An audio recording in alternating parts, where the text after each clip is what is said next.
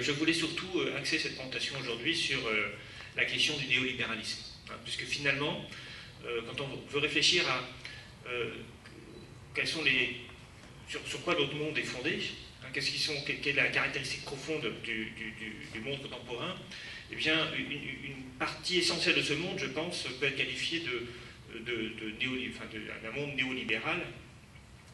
Et donc, il faut essayer de réfléchir sur ce que c'est que le néolibéralisme. Alors, pour réfléchir à ça, je vais d'abord essayer de prendre quelques exemples concrets, justement, de la réalité et de ce que ça implique, en fait, de construire un monde néolibéral, ce que ça implique de dysfonctionnement en particulier.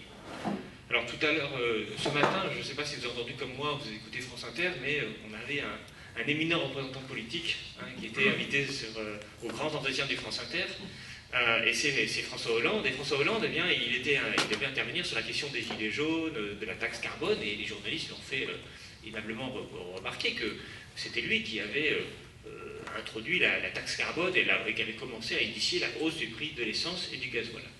Et alors Hollande admettait totalement ça, mais il expliquait que c'était absolument nécessaire pour préserver l'environnement, de changer les comportements. Et lui-même expliquait qu'il allait éteindre les lumières dans l'Élysée. Voilà, on voit, je sais très bien, Hollande, 23h le soir, vérifier que ses collaborateurs aient bien éteint leur bureau. Et que, du coup, pour changer les comportements, eh bien, il était indispensable d'avoir un prix du carbone. C'est exactement ça qu'il disait. Et en réalité, cette idée, elle n'est absolument pas nouvelle, elle est en fait très ancienne, puisque la question de lutter contre le réchauffement climatique, eh bien, peut en réalité fonctionner à partir de deux grands principes. Le premier, c'est la réglementation, c'est-à-dire qu'on va chercher à réglementer les activités humaines pour qu'elles soient moins polluantes et qu'elles émettent moins de gaz à effet de serre. Et puis la seconde manière, c'est la régulation. Et alors la régulation, c'est quoi? On ne va pas chercher à réglementer, on va juste s'appuyer sur le marché pour créer un prix à des activités nuisibles de manière à modifier les comportements par des systèmes incitatifs. En gros, si l'essence de la voiture est trop chère, ben, je vais moins prendre la voiture. Si le prix, j'arrive à mettre un prix du carbone, alors quel devrait être le bon prix, ça c'est une grande question, mais si j'arrive à mettre un prix du carbone, eh bien, je vais modifier les comportements. Et en réalité, c'est à ça que pense Hollande. L'écologie, c'est d'abord une modification de comportement. Les modifications de comportement doivent être incitées par un système de prix qui va entraîner des bons comportements en pénalisant les mauvais. En Europe, on a fait ça. Dans l'Union européenne, on a mis en place en 2005 un marché, c'est le marché du carbone. Ce marché, donc il a du coup 13 ans maintenant. En 2018, il a été lancé en 2005. Et quand on regarde les effets de ce marché du carbone alors c'est pour les entreprises, les grands industriels, et quand on regarde les effets pour les entreprises de ce marché du carbone, mais en fait on s'aperçoit qu'il y a eu peu de progrès réalisés, et que même le prix du carbone, le marché du carbone tel qu'il fonctionne, c'est un système de prix négociable, c'est-à-dire qu'on a des droits à polluer, les entreprises s'achètent et se vendent mutuellement ces droits à polluer, et on se dit, en réduisant le nombre de quotas de droits à polluer qui existent, eh bien, on va augmenter le prix individuel des droits, et en augmentant le prix individuel des droits, on va susciter des comportements vertueux des entreprises. Donc c'est toujours l'idée que le prix est un système incitatif par lui-même qui suffit. Et ça suffit. Sauf que, concrètement, eh bien, ce marché du carbone, il n'a pas du tout réalisé les objectifs prévus. Concrètement, les prix du carbone, premièrement, sont très faibles, c'est-à-dire qu'ils n'incitent pas à grand-chose, puisqu'ils sont tombés au début, on pensait qu'en limitant les quotas au départ, eh bien, il y avait au fur et à mesure que les entreprises voulaient produire davantage, eh bien, vous avez manqué de quotas, et donc ça va faire augmenter le prix. On a voulu créer une pénurie, sauf qu'il n'y a jamais eu de pénurie, et que les prix sont très faibles. Et puis alors, quand les prix augmentaient, eh bien, ils augmentaient par à-coup. C'est-à-dire qu'il y avait une forme de volatilité extrêmement forte, et ça a du coup suscité des comportements pervers, des comportements de spéculation. Puisque les prix du carbone augmentent et baissent très vite, eh bien, on va pouvoir gagner de l'argent sur la différenciation des prix en vendant à terme, en achetant à terme, en faisant tout ce qu'on peut faire de spéculation financière dès qu'on a des variations de prix sur un bien quelconque. Et c'est ce qui s'est passé. Et je ne parle même pas de l'arnaque à la TVA, la fameuse arnaque à la TVA, qui a été organisée sur le marché du carbone. Donc en fait, c'est un truc qui a totalement dysfonctionné. Et puis alors l'autre dernier souci, c'est les Européens se sont dit oui mais alors si on met un prix du carbone trop élevé, si on réduit trop drastiquement les quotas, alors on va pénaliser nos propres entreprises et les gens ils vont aller produire en Chine. Et donc au final, eh bien, ce système d'incitation n'a pas fonctionné. Et quand on écoute les gilets jaunes d'ailleurs qui se plaignent du prix de l'essence, on leur dit voilà, on fait une taxation écologique, Hollande le disait, mais bon la taxation écologique elle n'est pas bien perçue par les gens, donc il faut la restituer. Hein. Les produits de la taxe, il faut pouvoir la restituer aux gens. C'est ce qu'il disait ce matin sur le France Inter. Sauf qu'en réalité, je pense qu'il passe complètement à côté de la plaque. Pourquoi? Parce que le problème des gilets jaunes, c'est qu'il n'y a pas de moyen de locomotion de substitut. C'est pas parce que le prix de l'essence est plus élevé, c'est là le piège dans lequel ils sont, c'est pas parce que le prix de l'essence est plus élevé qu'ils vont forcément moins prendre la voiture. Le système d'incitation des prix, en réalité, ne fonctionne pas. Parce que, justement, il y a une réalité qui fait que le mécanisme des prix n'est pas un mécanisme incitatif. Si on habite quelque part et qu'on travaille ailleurs et qu'il n'y a pas de moyen de transport public pour y aller, eh bien on n'a pas le choix. On peut bien faire du covoiturage, mais le covoiturage de toute façon il existe déjà. Et puis il faudrait que les horaires concordent, etc. Et donc, et c'est là que je trouve que la réponse de François Hollande est absolument typique du néolibéralisme, et je vais t'expliquer tout à l'heure ce que c'est, parce qu'à aucun moment il ne pense que l'argent collecté par la taxe pourrait servir pour développer des moyens alternatifs de transport. À aucun moment il y pense. Tout ce qu'il dit, c'est qu'il faut redistribuer. En gros, il faut que le marché fonctionne librement et l'intervention de l'État risquerait de dénaturer le marché. Et c'est ça le néolibéralisme. Alors maintenant, j'en propose une définition. Le néolibéralisme, c'est une idéologie qui vise à organiser l'ensemble de la société autour du principe de marché autorégulateur. C'est-à-dire que on va faire en sorte de soumettre l'organisation sociale à un mécanisme qu'on considère par nature efficace, qui est le mécanisme du marché. Et donc, vous voyez très bien que l'histoire du prix du carbone, c'est de se reposer sur les incitations de marché pour changer les comportements. Non pas l'éducation, non pas mettre en œuvre des moyens de transport alternatifs, non pas les investissements publics, mais juste les prix. Et donc, voilà, il faut avoir une forme de raisonnement particulière pour penser ça.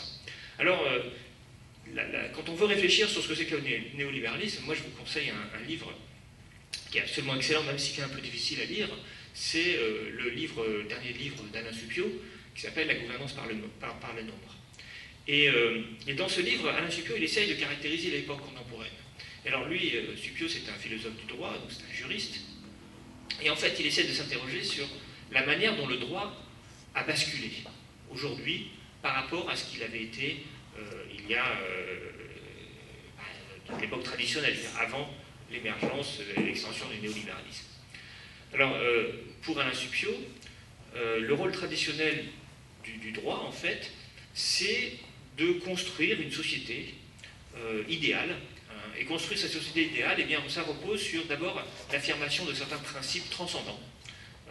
Qu'est-ce que c'est qu'une société idéale? C'est une société juste, c'est une société qui correspond à certaines valeurs. Et donc, on va faire en sorte d'organiser un système juridique, un système de loi, qui permettent de construire cette société idéale, donc à partir des lois. Et dans ce cas, il dit, dans ce cas-là, l'idée c'est que les gens doivent pouvoir agir librement dans un cadre légal qui, dans le cadre de lois, qui les empêche de faire un certain nombre de choses qui vont porter atteinte à la nature de la société. Ça, c'est la loi traditionnelle. Hein, c'est ce qu'il appelle, le gouvernement. Et donc, aujourd'hui, nous dit Supiot, on n'est plus dans le gouvernement, on est dans la gouvernance. Alors, qu'est-ce que ça veut dire, la gouvernance? Eh bien, ça repose sur un autre principe. Et lui, il dit que, autant le premier principe était fondé sur une forme d'imaginaire mécanique, autant ce second principe, lui, il est organisé sous un imaginaire cybernétique. Alors, ça veut dire quoi? Ça veut dire que dans ce cadre-là, on ne va pas attendre des gens qui agissent librement en se conformant aux lois, mais on va chercher à les programmer. Ça veut dire qu'on va créer un système d'incitation qui va les rendre plus efficaces. Et donc il dit, Alain Supiot, que le système du gouvernement, c'est un système fondé sur la subordination, les individus sont des sujets de droit. Le système de la gouvernance est fondé sur la programmation. Alors évidemment, derrière tout ça, il y a tout un nouveau vocabulaire qui se met en place. Alors là, je cite Alain Supiot, parce qu'il fait un petit tableau, il montre gouvernement, gouvernance. Alors, dans le gouvernement, eh bien, on a un peuple. Dans la gouvernance, on a une société civile. Dans le gouvernement, on a des territoires. Dans la gouvernance, on a un espace. Dans le gouvernement, on a des lois. Dans la gouvernance, on a donc des programmes. La flexibilité devient la liberté devient la flexibilité, la morale devient l'éthique, la règle devient un objectif, le jugement devient l'évaluation, etc., etc. Je ne vais pas tout la liste. Donc, alors, ça veut dire quoi? Ça veut dire que le système juridique, comme il vise à programmer les individus, eh bien, il a donc une performance. Donc, c'est ça aussi la gouvernance par le nombre, c'est qu'on va chercher à évaluer la performance des comportements individuels, et donc par là même évaluer la performance du droit et du système juridique.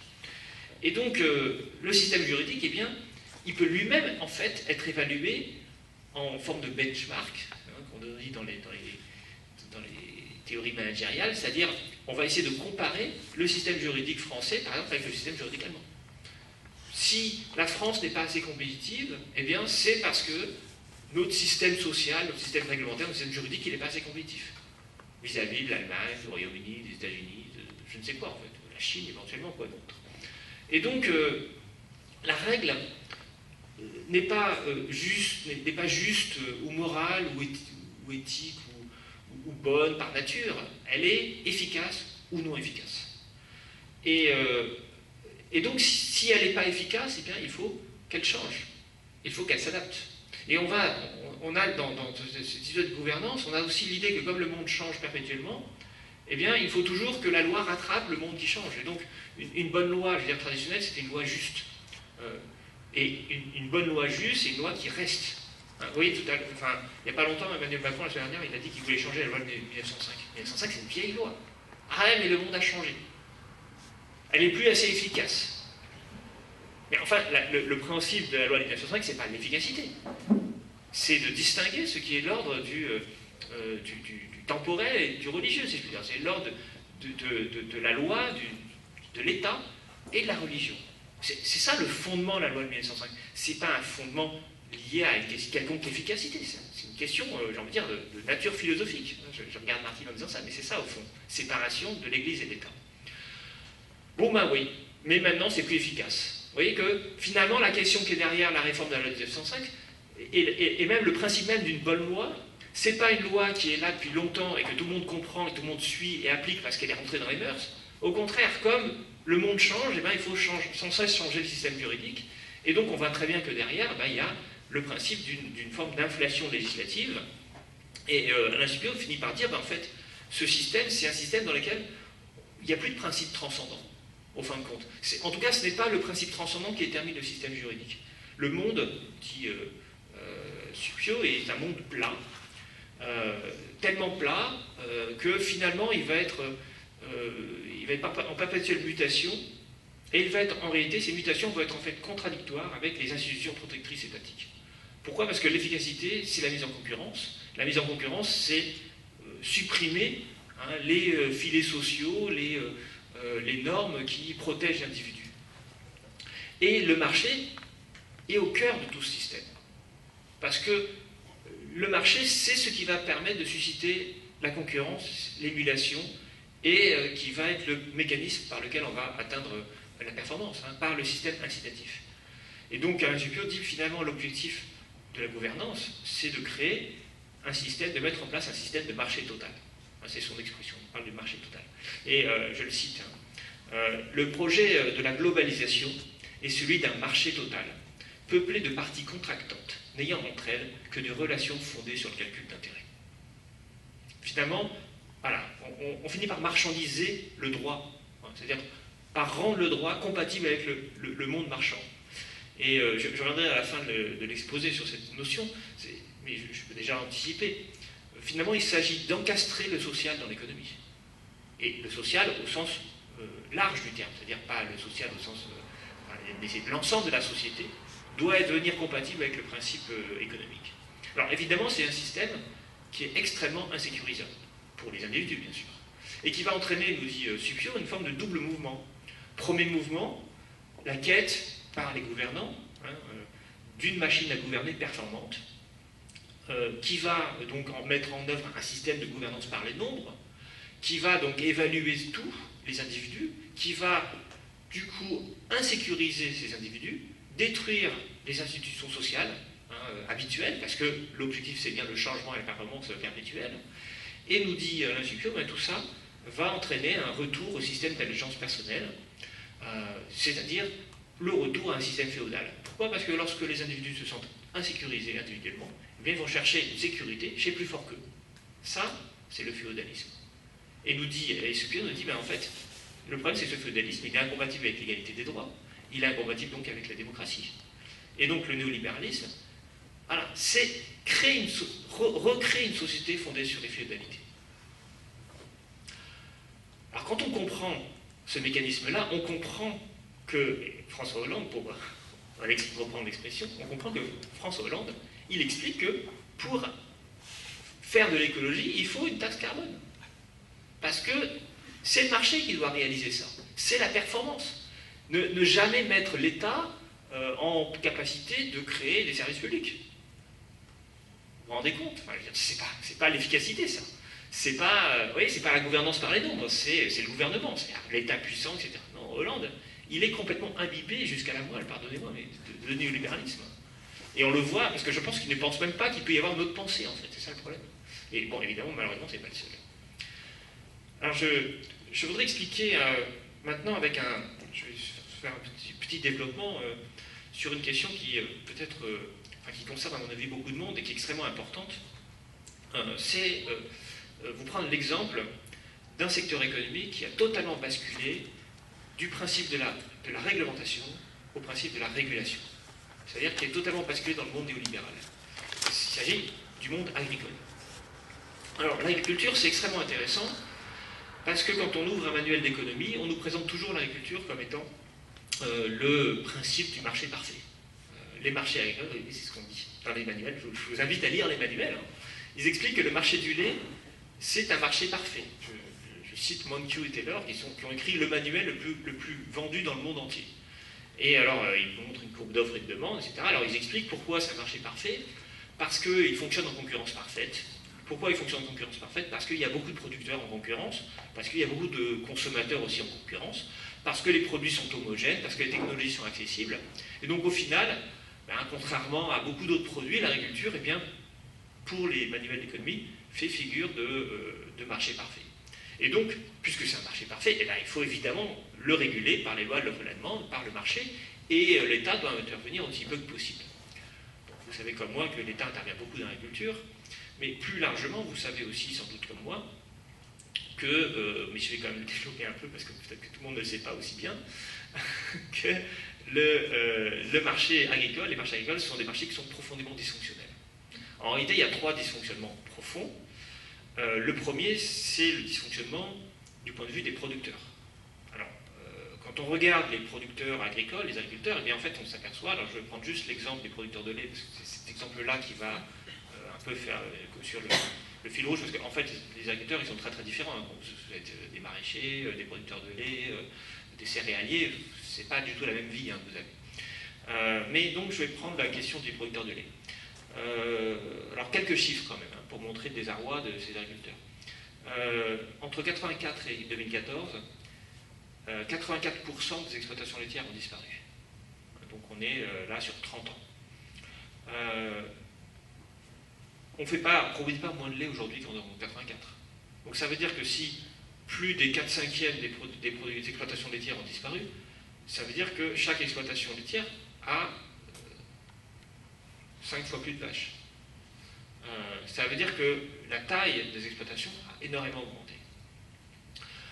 Mais plus simplement, quand vous voyez comment vivent les agriculteurs, si vous en connaissez ou si vous-même vous l'êtes, vous savez que les agriculteurs ne roulent pas sous l'or. Que concrètement, le travail agricole est en fait assez peu payé par rapport au travail que ça demande et qu'il y en a beaucoup qui n'arrivent pas vraiment qui arrivent à peine à survivre de leur travail. Alors bien sûr, heureusement, ils bénéficient de subventions. J'y reviendrai tout à l'heure, c'est des subventions découplées, c'est-à-dire qui sont liées au fait qu'ils sont des agriculteurs, donc indépendamment de ce qu'ils produisent. Mais parfois, quand ils veulent produire et vendre, en fait, ils s'aperçoivent qu'ils vendent à perte, parce que les coûts de production sont supérieurs au prix de vente. On a du coup un désarroi extrêmement profond dans le monde agricole, et qui explique un taux de suicide extrêmement élevé C'est une des professions avec le plus fort taux de suicide. Cela dit, derrière des policiers et autres qui ont aussi un taux de suicide très élevé. Donc, premier dysfonctionnement, un marché, un système productif qui ne fait pas vivre, et en tout cas pas vivre dans de bonnes conditions les gens qui produisent, c'est un système qui dysfonctionne. C'est d'autant plus grave que, comme moi, vous savez qu'on ne peut pas vivre sans manger, et que s'il y a bien un métier indispensable pour la survie, c'est bien le métier d'agriculteur. Tout ce qu'on mange, surtout dans notre assiette, c'est produit de manière ou d'autre par les agriculteurs. Sauf si vous avez un verger chez vous, vous faites pousser vos propres trucs, mais voilà, on a tous besoin des agriculteurs pour survivre. Donc ça devrait être, ça devrait être des métiers les plus nobles qui existent, ça devrait être un des métiers les mieux payés. Et pourtant, c'est un des métiers où on travaille le plus et on est le moins bien payé. Premier dysfonctionnement.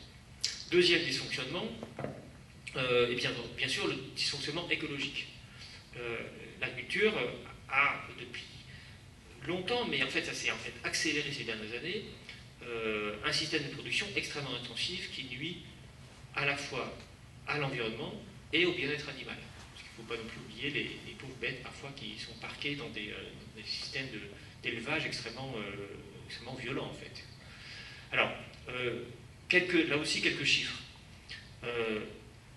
récents. On pense que l'agriculture intensive, ça a commencé il y a très longtemps, et c'est vrai, ça a commencé dans les années 50 et 60. Mais en réalité, le désastre écologique, il est récent.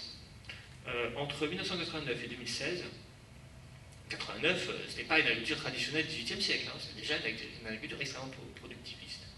Entre 1989 et 2016, une enquête allemande a démontré que dans les zones protégées allemandes, dans les zones de parcs naturels allemands, 76% des insectes avaient disparu. Alors, quand on pense que les insectes ont disparu dans les zones protégées, il ne vous raconte même pas ce que c'est dans les zones agricoles. Il s'agit, donc ils ont fait des captures en 89 et en 2016, et ils ont capturé, et ils ont fait ça dans une quarantaine de parcs, je veux dire, sur tout le territoire allemand. Et la moyenne est celle-ci. Les 3/4 des insectes ont disparu. On a fait des comptages d'oiseaux, ça aussi on le fait régulièrement, et on s'est aperçu qu'en Europe, 421 millions d'oiseaux ont disparu du continent entre 1980 et 2009. Et là aussi, 1980, il n'y a pas si longtemps que ça. Donc 80% des granivores et insectivores. Évidemment, ils disparaissent parce qu'il n'y a plus d'insectes. Donc, les oiseaux qui nourrissent les insectes, eh bien, n'ont point à manger. Bon, voilà, ces deux chiffres-là, déjà, démontrent un désastre écologique, et j'insiste, récent. Alors, évidemment, on a parlé des abeilles ici, d'ailleurs, en Vendée. Vous savez qu'on a parlé beaucoup des abeilles. Philippe de Villiers avait fait son combat, d'ailleurs, ça fait partie des bons combats qu'il a menés, parce que je pense qu'il y avait derrière une vraie question. Et donc, et quand on regarde aussi la consommation de pesticides, ça n'a jamais été aussi important. Contrairement à ce que beaucoup de gens croient, malgré l'extension des parcelles en bio, la consommation globale de pesticides par les agriculteurs a augmenté ces dernières années. Et elle arrive maintenant à un plafond, alors on dit qu'elle augmente plus, mais en fait on n'en sait rien en fait. L'année dernière elle n'avait pas augmenté, cette année elle a re-augmenté. Voilà, donc il faut voir comment ça évolue, mais en tout cas on n'a jamais consommé autant de pesticides qu'aujourd'hui dans l'agriculture, malgré l'extension des zones cultivées en bio. Troisième dysfonctionnement, du point de vue des consommateurs. Alors, concrètement, on trouve après tout ce qu'on veut, on a des produits de qualité, ça, il n'y a pas de souci. Mais je me rappelle que l'année dernière, on a quand même connu une pénurie de beurre. Et, en tout cas, moi, j'étais en tant qu'angevin très affecté, j'avais plus de beurre dans aucun supermarché, et c'était quand même très déstabilisant. Et je ne sais pas si vous vous souvenez, mais ici aussi c'est pareil. Mais non, parce qu'il y a d'autres régions en France où ils n'ont pas connu de pénurie de beurre. Je ne sais pas si vous vous souvenez, mais on nous a vendu du faux beurre. Du beurre avec 75% de beurre. Il fallait regarder les ingrédients, c'était marqué. C'était assez... Les industriels, ils en ont dit, tout d'un coup, ils se sont trouvés, tiens, finalement, on va faire autre chose. Donc voilà, c'était... bon, on a eu aussi, parce que ça, nous, quand on ne trouve pas du beurre, c'est pas très grave. Si, c'est grave. Non, si, c'est grave. Mais pensez à ceux qui étaient au chômage technique, parce qu'il n'y a plus de beurre, ils ne pouvaient plus, les biscuiteries et autres, ils ne pouvaient plus produire, quoi. Donc, parce qu'il n'y a plus de beurre, plus de croissant, je vous rappelle. En tout cas, plus de croissant au beurre. Ah oui, mais c'est terrible. C'est vrai, je rigole, mais en fait, c'était pas drôle. Enfin, je me souviens que l'année dernière, puis ça a duré très longtemps, en fait, cette pénurie. Ça n'a pas juste duré quelques jours. Ça a duré plusieurs semaines. En fait, ça a duré quasiment 2 mois. En tout cas, dans ma région. Bon, alors, ce que je voudrais dire, c'est, voilà, je vous parle de ça, je vous parle de dysfonctionnement de l'agriculture. Nous sommes d'accord, il y a des dysfonctionnements, tout le monde est d'accord sur les dysfonctionnements.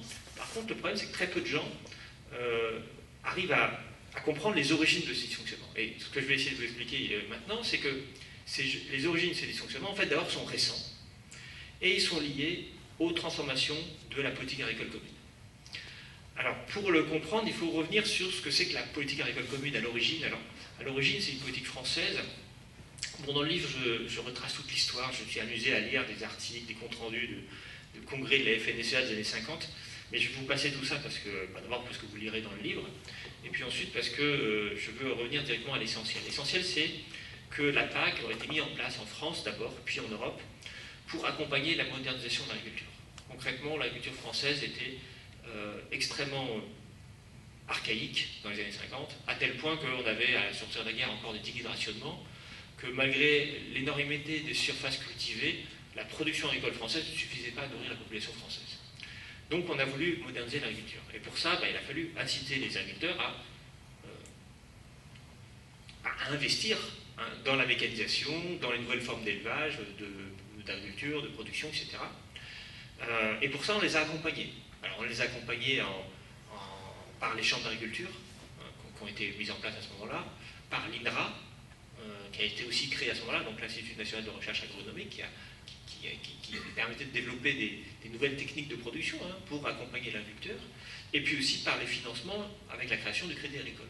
Donc il y a eu, au sortir de la guerre, véritablement un fort investissement de l'État dans la modernisation de l'agriculture. Et c'était absolument essentiel.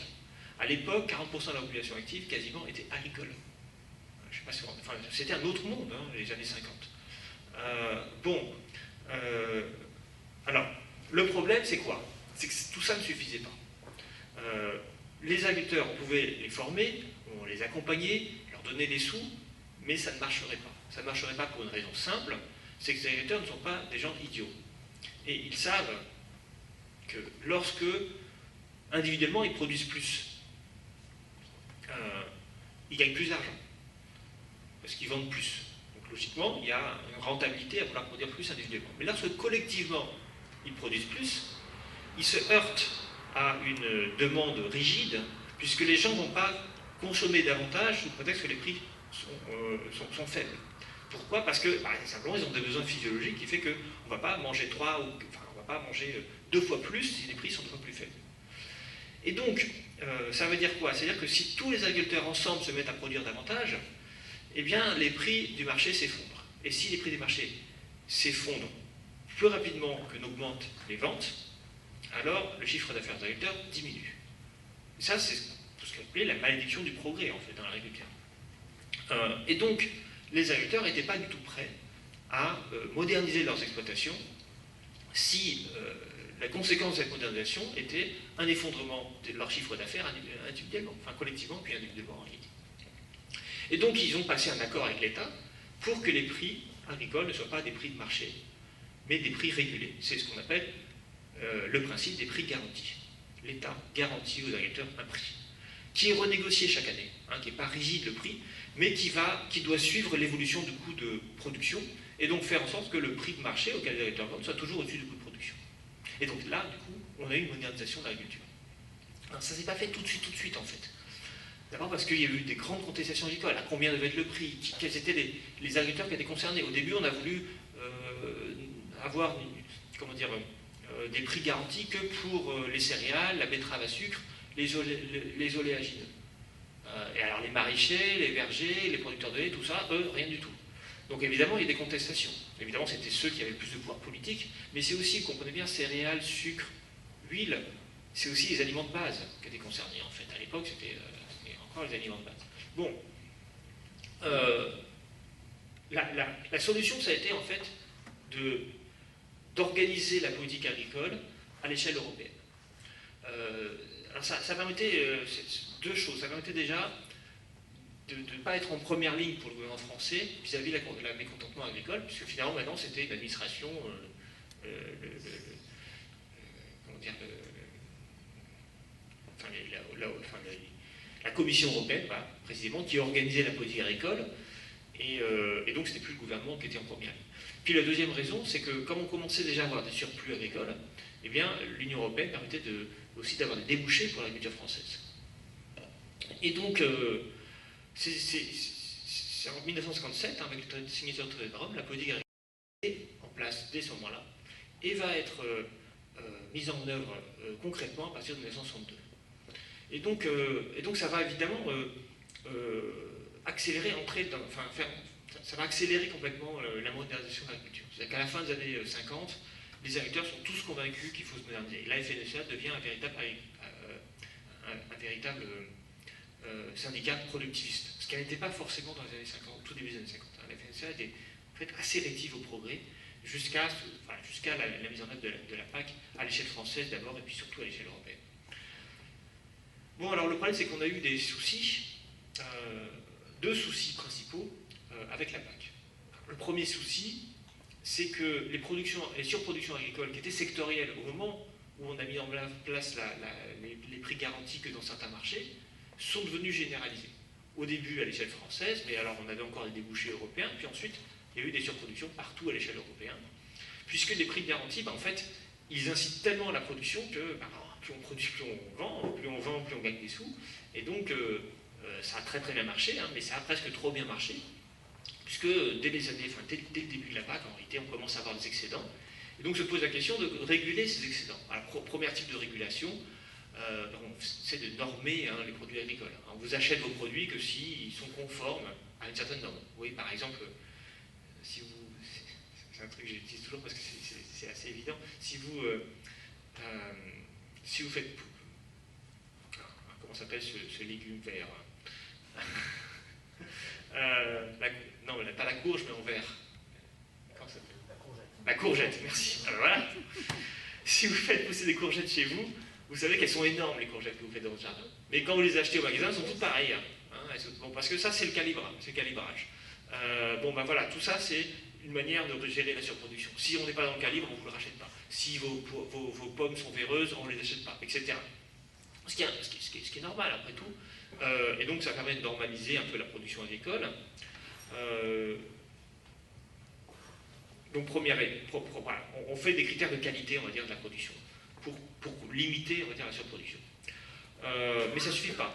Alors ensuite, on va pratiquer on va modifier des structures agricoles. Au lieu de produire des céréales, on va produire du poulet. Oui, parce que finalement, si on surproduit des céréales, les gens ne vont pas manger des céréales, donc tiens, on va faire des élevages de poulets, en qui on va donner des céréales. Finalement, les poulets, j'ai lu ça dans un article, les poulets ne sont que des céréales transformées. Et en plus, ça vaut plus cher. Donc voilà, une autre manière de résoudre les...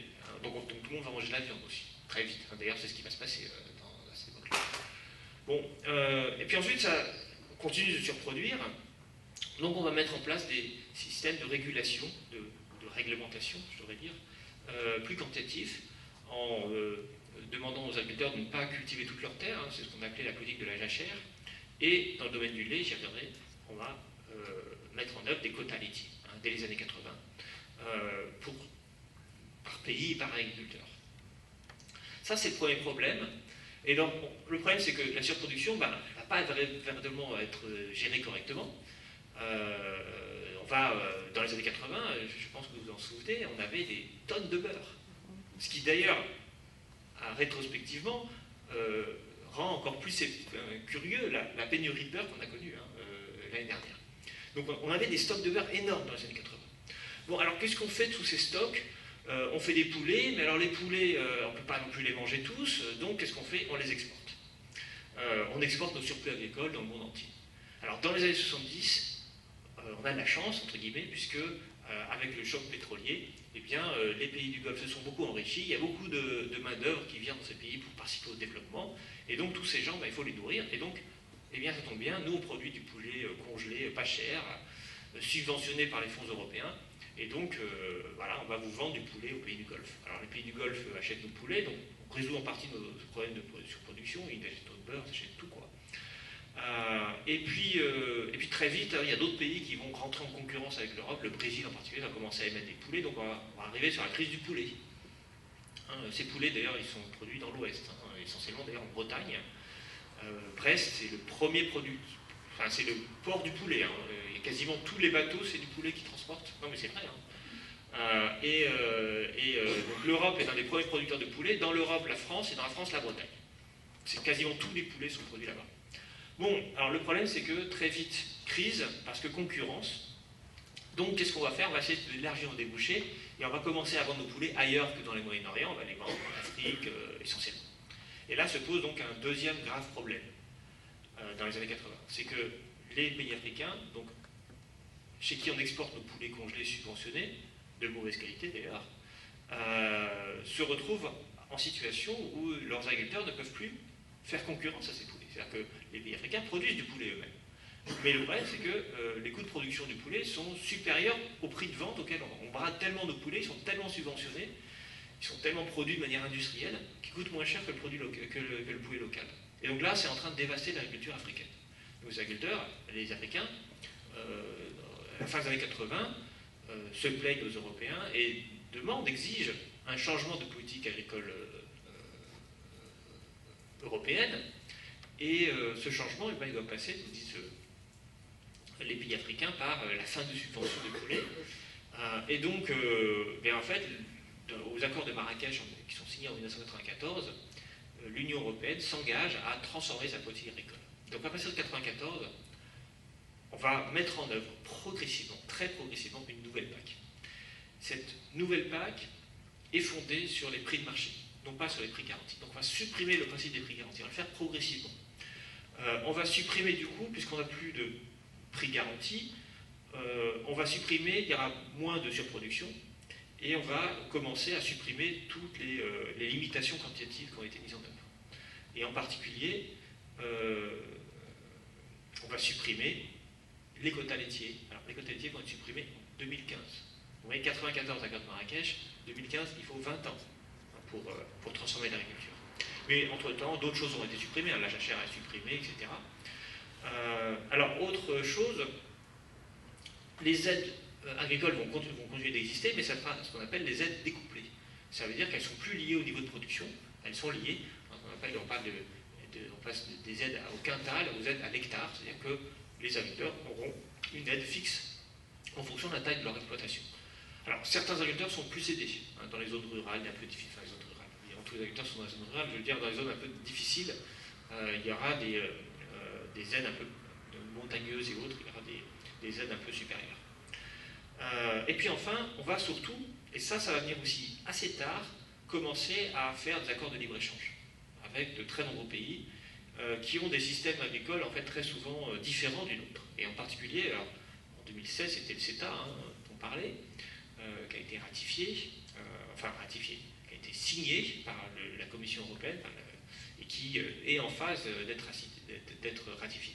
Mais on a eu d'autres accords de libre-échange qui sont un peu moins connus, notamment là on est en train de négocier un accord avec le Mercosur, on a déjà conclu un accord avec la Nouvelle-Zélande, et en fait tous ces pays ils ont un point commun, ce sont ce qu'on appelle des pays du Nouveau Monde, c'est-à-dire des pays dans lesquels la terre il y a beaucoup de surface agricole, enfin il y a une population peu dense par rapport à l'Europe, et de gigantesques surfaces agricoles utilisables.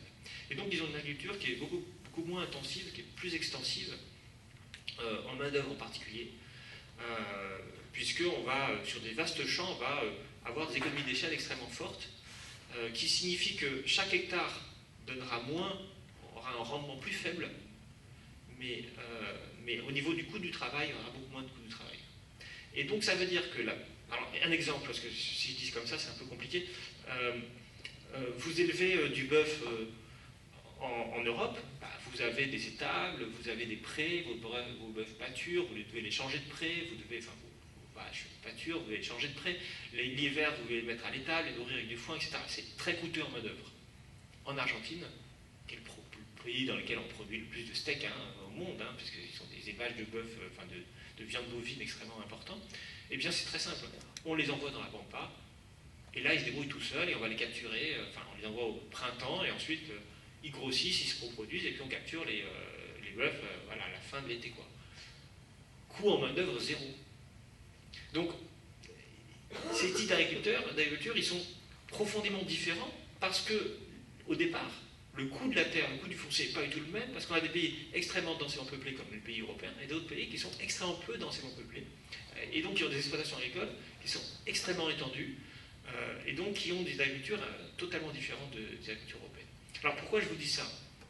Parce que c'est aussi bien cette logique d'ouverture à la concurrence, aussi bien à l'interne, intra-européen, parce que les pays européens entre eux se font aussi beaucoup de concurrence.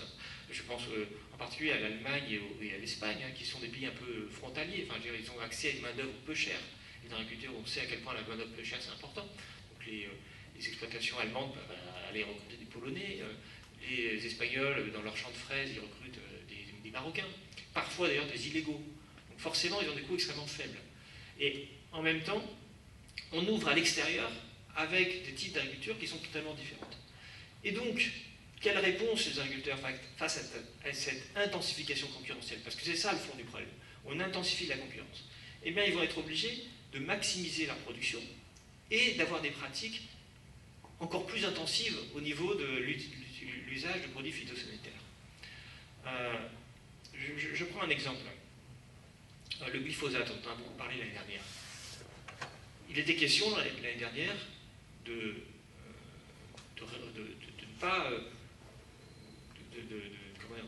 d'interdire le glyphosate en Europe. En gros, la question c'était est-ce qu'on l'autorise à nouveau pour 5 ans?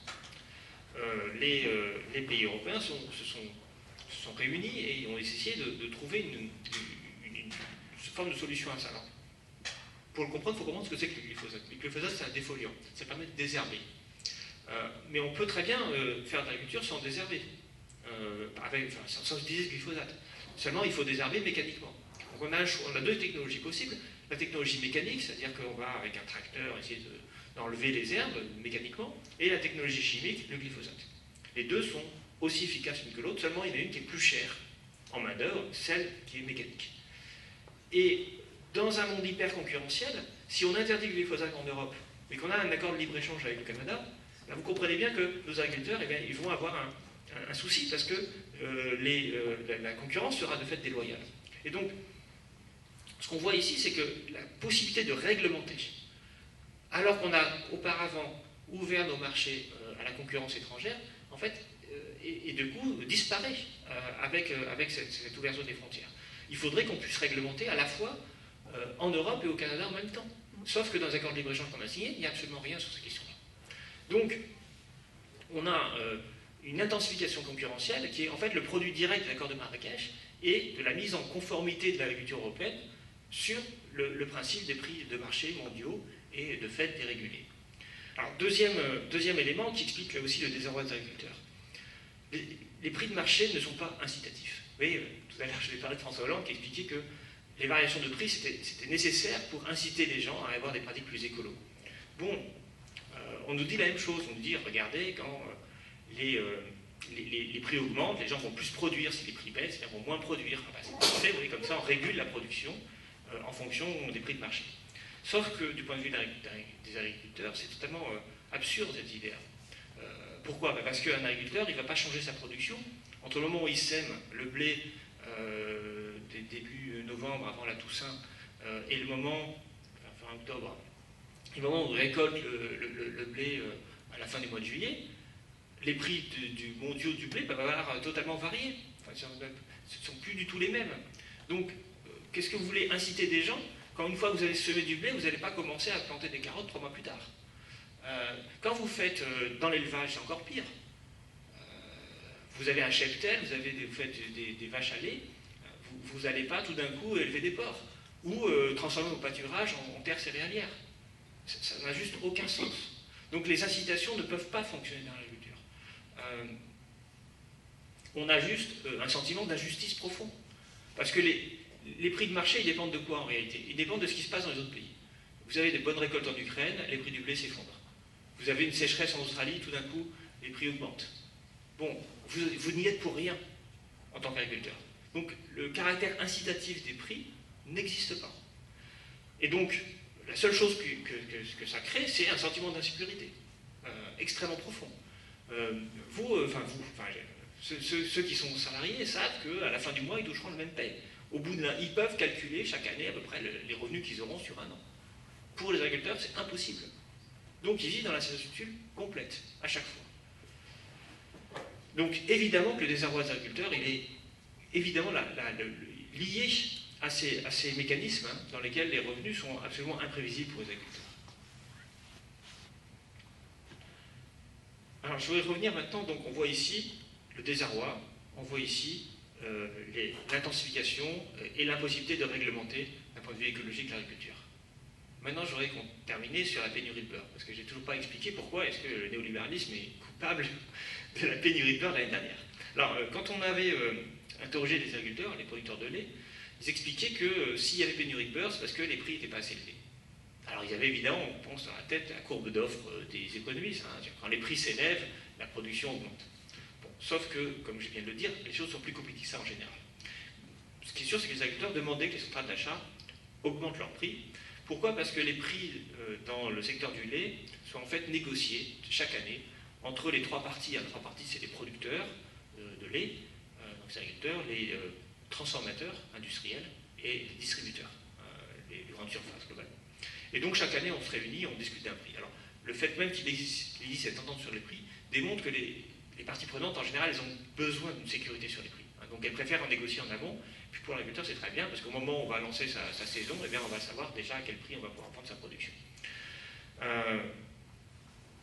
Donc l'explication aux agriculteurs qu'on comprend, c'est de dire augmenter les prix. Mais en fait, ce n'est pas ça la cause des pénuries. Ce n'est pas parce que les centrales d'achat n'avaient pas augmenté leur prix. Ce n'est pas les systèmes de négociation français qui expliquaient la pénurie de beurre.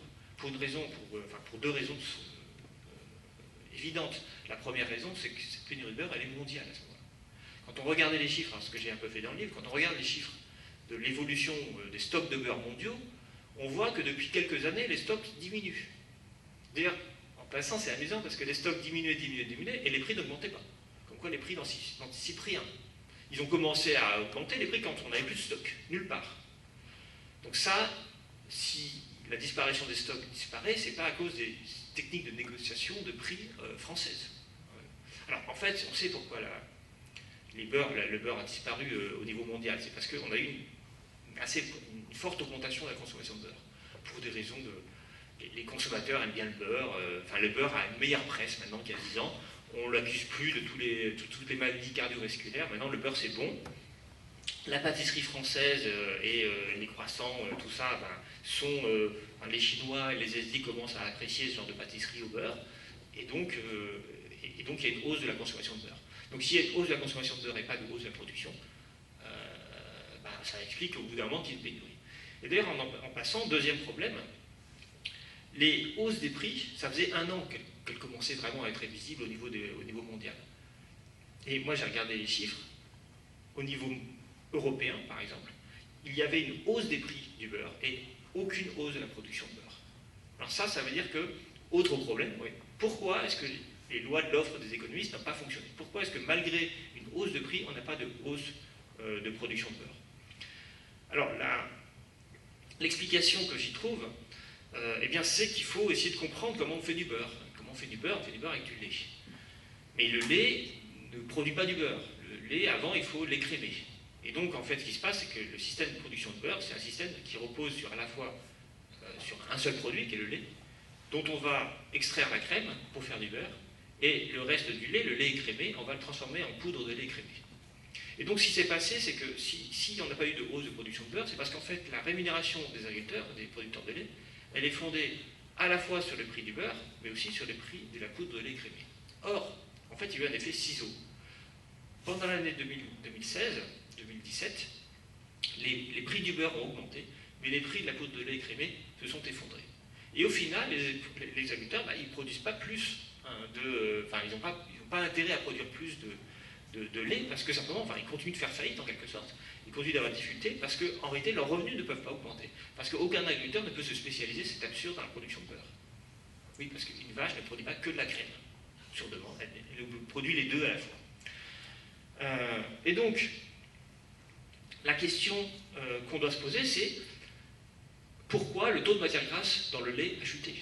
Parce que, au fond, C'est pas d'aujourd'hui que pour produire du beurre, il faut produire du lait et du beurre. Mais on a toujours réussi à produire les deux.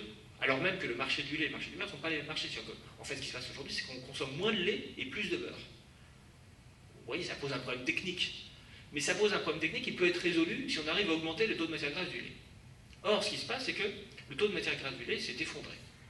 Donc la question est pourquoi? Alors, il y a deux raisons à cela. La première raison, c'est qu'on a des sélections génétiques qui expliquent le taux de matière grasse du lait. En fait, en fonction des races de vaches, le taux de matière grasse du lait n'est pas le même. Et donc, ce qui s'est passé, c'est qu'avec la fin des quotas laitiers, vous voyez, là j'y reviens, en 2015, on a eu un certain nombre d'exploitations qui ont décidé de profiter de cette fin des quotas laitiers pour, on va dire, tuer la concurrence et donc surproduire du lait dans des types de fermes totalement différentes de celles qu'on a d'habitude. C'est les fermes usines. Alors c'est typiquement la ferme du vache. L'objectif de ces exploitations, c'est d'utiliser donc des vaches laitières extrêmement productives, qui sont les primes Holstein, ici le Holstein, qui produisent tellement de lait qu'en fait, elles ont moins de matière grasse, c'est les vaches qui ont le taux de matière grasse le plus faible. Et donc en fait, il y a une forme de mutation de l'exploitation agricole, de l'exploitation traditionnelle, à ces nouvelles types d'exploitation. Alors, nier les liens sociaux qui existent entre les travailleurs. Il a tendance à nier le collectif. Il a tendance à organiser au sein même de l'entreprise un système de concurrence, d'auto-évaluation, on va faire des formes de menaces au licenciement, on va faire du reporting, on va surtout totalement individualiser la relation au travail, alors même que personne ne travaille tout seul, que le travail ne peut être produit une richesse ne peut être produite que collectivement. Et on va même d'ailleurs nier le lien de subordination qui existe entre employeur et employé en parlant de collaborateurs au lieu de salariés. Qu'est-ce que ça veut dire? Ça veut dire qu'on est tous, souvenez-vous, dans des relations individuelles fondées sur l'intérêt, vous disait Alain Supiot dans la citation que j'ai lue tout à l'heure. Eh bien en fait, c'est ça qu'on organise en tant qu'univers mental, on organise un système qui va être fondé sur l'idée que le marché et le travail peut être organisé sous la forme d'un marché, comme n'importe quelle ressource peut être organisée sous la forme d'un marché. En réalité, on va même expliquer que le chômage est lié à un dysfonctionnement entre l'offre et la demande. Les rigidités du marché du travail expliquent que les salaires ne baissent pas assez parce que, alors regardez ce gouvernement irresponsable qui a introduit un SMIC, un salaire minimum, c'est absolument scandaleux. Bon, d'où vient cette idée, je vais terminer là-dessus parce que je sais que je suis déjà très long, d'où vient cette idée de marché du travail en fait? D'où ça vient? L'idée que finalement l'efficacité c'est le marché et que le travail doit être, pour être efficace, doit être organisé sous la forme d'un marché. Eh bien ça vient en fait du XIXe siècle. Alors il y a un auteur qui est extrêmement présent dans mon livre et qui, je pense, permet d'éclairer beaucoup le monde contemporain, c'est Karl Polanyi. Alors Karl Polanyi, c'est un anthropologue, un économiste et un historien. Dans son livre La Grande Transformation, il pose un certain nombre de questions que j'ai essayé de poser, notamment la question agricole. Je vous livre une citation de Polanyi. En fait, le problème de la protection s'est posé pour les agriculteurs de pays entiers, de continents. Le libre-échange international, si on le laisse faire, doit nécessairement éliminer les producteurs agricoles par plein de contingents et en quantité toujours plus grande. Une fois que les grands investissements entraînés par la construction de bateaux à vapeur et de lignes de chemin de fer ont donné leurs fruits, des continents entiers se sont ouverts et une avalanche de grains est tombée sur la pauvre Europe. L'Europe centrale, confrontée à une destruction totale de sa société rurale, fut forcée de protéger sa paysannerie en instaurant des lois sur les céréales, des lois protectionnistes. Polanyi vient de Hongrie, donc il sait quoi il parle quand il parle d'Europe centrale. Et donc on a bien ici la même idée que j'ai dit tout à l'heure, qui a été donnée par Polanyi. Mais je voudrais revenir sur le marché du travail. Quand est-ce qu'on a créé le marché du travail? Parce qu'en fait, Polanyi nous explique que le marché du travail n'a jamais existé avant l'époque moderne, c'est-à-dire avant le XIXe siècle. Dans les sociétés traditionnelles, nous dit Polanyi, il n'existe pas de marché du travail. On a, par exemple, dans la campagne, les relations entre les paysans qui ne sont pas des serfs au XVIIIe siècle, c'est des paysans libres, mais les relations entre les paysans et les propriétaires de la terre sont des relations d'exclusivité mutuelle. Concrètement, les seigneurs a besoin des paysans. Les paysans ont besoin des seigneurs. Ils ne vont pas se mettre en concurrence mutuelle. Le paysan ne va pas dire au seigneur, enfin, au propriétaire de la terre, au lord, eh bien, si vous ne me baissez pas mon loyer, moi je vais vous travailler chez le lord d'à côté. De la même façon, le lord ne va pas virer ses paysans, ça n'a juste aucun sens. Donc en fait, on a une relation d'exclusivité mutuelle, on est mutuellement dépendants l'un de l'autre, et donc il n'y a pas de marché du travail au sens strict. Il y a juste des institutions sociales qui déterminent les rapports de force entre les parties prenantes. Dans les villes, où on a la production industrielle et artisanale, celle-ci est organisée sous la forme de corporations. Ces corporations, elles sont instituées par des règles extrêmement rigides. L'apprentissage à un certain nombre d'années, on commence, on est apprenti, ensuite on est ouvrier, ensuite on finit par devenir des maîtres, etc. Et ce système-là, bien, à chaque fois, il est fondé sur des salaires qui sont, nous dit Polanyi, déterminés par l'État. Donc, quand on rentre dans une corporation, on y rentre à vie. Donc il n'y a pas de concurrence. D'ailleurs, les entreprises de la corporation ne se font pas concurrence. Les prix sont décidés aussi par les corporations. Donc, pas de marché du travail en ville. Et puis pour les indigents, pour les pauvres, il y a des systèmes d'assistance. Il y a toujours eu des systèmes d'assistance aux pauvres. Dans toutes les sociétés traditionnelles, nous dit Karl Polanyi, personne ne meurt de faim. Sauf si la société entière est menacée de mourir de faim, personne ne meurt de faim. Donc il y a toujours de la nourriture pour les pauvres, même ceux qui ne travaillent pas. En Angleterre, avant à la fin du XVIIIe siècle, eh bien, on a un système de loi sur les pauvres qui existe et qui impose aux paroisses de prendre en charge la pauvreté et de subvenir aux besoins des personnes les plus pauvres. Donc, il n'y a pas de marché du travail, il n'y a pas d'isolement des gens. Tout le monde appartient à une institution. Et Polanyi nous dit la chose suivante. Quand il a fallu organiser la société industrielle, il a fallu trouver une main-d'œuvre. Il n'y avait pas de main-d'œuvre disponible. Donc il a fallu casser les institutions de régulation traditionnelles. Il a fallu supprimer les lois sur les pauvres. Il a fallu démanteler la corporation. Il a fallu faire des réformes agraires, notamment les enclosures, pour privatiser les terres et réallouer l'ensemble des terres et organiser un système de concurrence. Alors ça a surtout entraîné d'ailleurs une disparition de la petite paysannerie, ces privatisations des terres. Et donc surtout, en fait, nous dit-il, Polanyi, eh bien le marché du travail a été construit.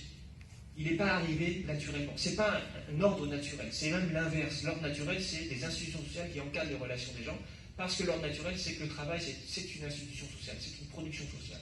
Et donc il a fallu individualiser les gens en cassant méticuleusement, systématiquement, toutes les institutions sociales de régulation. Et le marché du travail, il est construit comme ça. Et il a entraîné une misère, un appauvrissement des conditions sociales des ouvriers. Le début du XIXe siècle, c'est une époque effroyable. C'est bien parce qu'on a détruit toutes les institutions qu'on a eu des enfants qui ont commencé à travailler. Il n'y avait pas d'enfants qui travaillaient dans les sociétés traditionnelles. Les gens commençaient à entrer en apprentissage en corporation à 12-13 ans. Ils aidaient leurs parents à la ferme à 12-13 ans. Les enfants de 5 ans ne travaillaient pas. Ils ont commencé à travailler avec l'apparition du marché du travail, avec le démantèlement des institutions sociales. Et donc, pourquoi Karl Polanyi s'intéresse à ça? Parce que Polanyi, j'en termine là-dessus, Polanyi écrit en 1944. 1944, on est au plus bas du monde. Je veux dire, on est en pleine Seconde Guerre mondiale, on ne sait pas que la guerre va terminer dans l'année suivante. C'est un cas, c'est le moment public, donc il écrit avant, bien sûr, son livre. On a vécu la crise des années 30, qui est une crise effroyable, et en fait, Polanyi nous dit qu'en fait, on a vu l'effondrement d'un monde. Et pour lui, ce monde qui s'est effondré, c'est le monde qui est fondé sur le mythe des marchés autorégulateurs. Parce que pour Polanyi, le XIXe siècle, c'est le siècle qu'on dirait aujourd'hui du néolibéralisme. Il n'emploie pas ce mot-là, parce que ce n'est pas un mot de cette époque, mais c'est le monde qui croit que la société peut être entièrement régie par des marchés autorégulateurs, nous dit Polanyi. Et ce monde s'est totalement effondré. Il s'est tellement effondré que, à la fin des années 30, plus aucun pays n'est libéral, n'est néolibéral au sens où on entend aujourd'hui. Plus personne ne croit que la société peut être organisée par les marchés. Il y a eu 3 réponses possibles. La réponse communiste, soviétique, la réponse fasciste et la réponse interventionniste keynésienne du New Deal de Roosevelt. Il n'y a plus aucun pays libéral. Et d'ailleurs, après la Seconde Guerre mondiale, on ne va plus revenir sur le mythe du marché autorégulateur. Ce mythe ne va revenir que dans les années 80, à la fin des années 70, avec l'élection de Reagan, de Thatcher, etc. Et donc, j'en conclus là-dessus. Ce que dit Polanyi, en réalité, dans son livre, ce qu'il essaie de montrer, c'est que c'est qu'il essaie de se poser la question de comment ce monde s'est effondré. Et pour lui, la réponse est la suivante. Ce monde s'est effondré parce qu'il est fondé sur une utopie.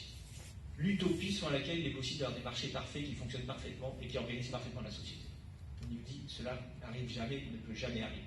Parce que les marchés ne peuvent pas fonctionner, ils créent un désarroi social qui engendre des politiques qui vont casser la régulation spontanée des marchés. Donc je cite Karl Polanyi. Notre thèse est que l'idée d'un marché s'ajustant lui-même était purement utopique. Une telle institution ne pouvait exister de façon suivie sans anéantir la substance humaine et naturelle de la société, sans détruire l'homme et sans transformer son milieu en désert. Inévitablement, la société prit des mesures pour se protéger, mais toutes ces mesures, quelles qu'elles fussent, compromirent l'autorégulation du marché, désorganisèrent la vie industrielle et exposèrent ainsi la société à d'autres dangers. Ce fut ce dilemme qui força le système du marché à emprunter dans son développement un sillon déterminé et finit par briser l'organisation sociale qui se fondait sur lui. Le marché, nous dit Polanyi, après menacer de transformer le milieu de l'homme en désert, de détruire l'homme, c'est-à-dire les institutions sociales, et de briser l'organisation sociale qui se fondait sur lui, de briser la société. Et donc, c'est la raison pour laquelle, voilà, on a eu 2 guerres mondiales, une grave crise économique. Eh bien, pour conclure, je pense que la thèse de Polanyi peut tout à fait s'appliquer au monde d'aujourd'hui. Et c'est de ça dont je parle dans mon livre, en fait. C'est-à-dire que je parle de l'aveuglement des économistes face à une réalité pourtant évidente pour chacun, qui est que le marché autorégulateur ne peut pas fonctionner.